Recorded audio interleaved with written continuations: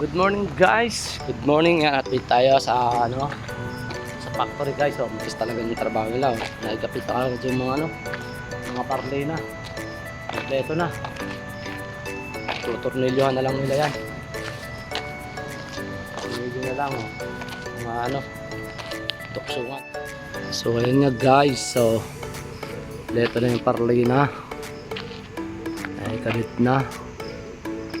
Ayun na lang, mga duksungan na lang, tutornilyohan na lang nila yan. Mga hindi pa nakatornilyo lahat, mga nakaabang pa lang. Pero kinumpleto na nila yung mga mga parley na. Yan. Tapos dito na lang guys, mga siding. Wala pa, siding na lang. Dito. Ang araw lang yan guys. Mabilis ang gumagawa. Mabilis ang diskarte ng Yemeni.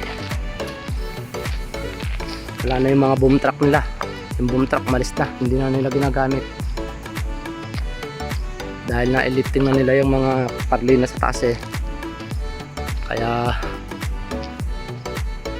umuwi na ng Djibouti, ng city. Guys, kita nyo naman yan. Diba, kompleto na, almost complete na guys. Yan. Meron na rin pinakasani pa, yung kabitan ng alulod. Ayan, sa dulo. Dito na. Dito na lang, yung mga siding na yan guys. Yun, doon sa parte na yun. Wala pa. Yan. Abang-abang na tayo guys sa mga susunod na update. Yan. Kung ilang araw pa bago nila ito patapos. Yan. Sabi naman guys. Dapat na. Malapit ang bubungan. Ayan guys, yung mga materials ready na nila yan. Sa gabi sila nagawa guys yan, ito yung pintuan, inassemble na rin nila. Ayan guys, talagang nahihirapan kasi sila sa araw, sobrang init, hindi rin nila kayang hawakan yung mga bakal na yan, kaya sa gabi sila tumitira. Yan, gabi nila ginagawa yan guys. Meron na pala itong support meron na pala, yan meron siya, yung support na ito. Halos kompleto na yung mga tornilyo niya sa taas, yung iba yan, nakahang na rin yung para sa sliding door.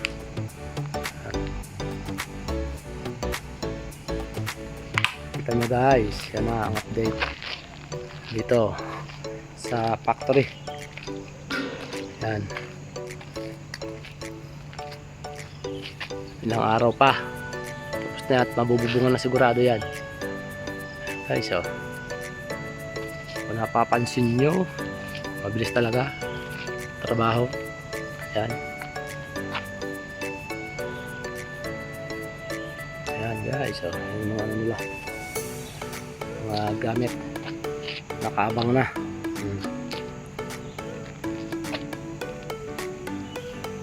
Yan. So, yung mga engineer nagsasurvey na. Binisita na yung patrabaho nila. Kita nyo naman mga engineer namin dito. Pag ganyan-ganyan lang yan. Pero ganyan na talaga yan guys. Ayan talaga naman mabilis. Yung hindi pa na-fix yung sa doon yung mga malapit sa gutter. Ayan pala yung mga pang downspout, pang sa alulod. Ayan, pwede naman guys. So ayan nga guys, nakita nyo naman ang update dito sa planta, sa extension. Ayan, ilang araw na lang yan, siguro tapos na, mabububungan na nila yan, malalagay ng siding. Ayan. Paano guys, update na lang hanggang sa susunod na video guys. Yan, naway okay magsawa suporta ng aking YouTube channel at ang aking walang kwentang videos guys. Yan, kung hindi pa kayo nakasubscribe guys, please click the notification bell, tsaka subscribe na rin kayo guys. Hanggang sa muli, kita kits, God bless everyone, bye bye.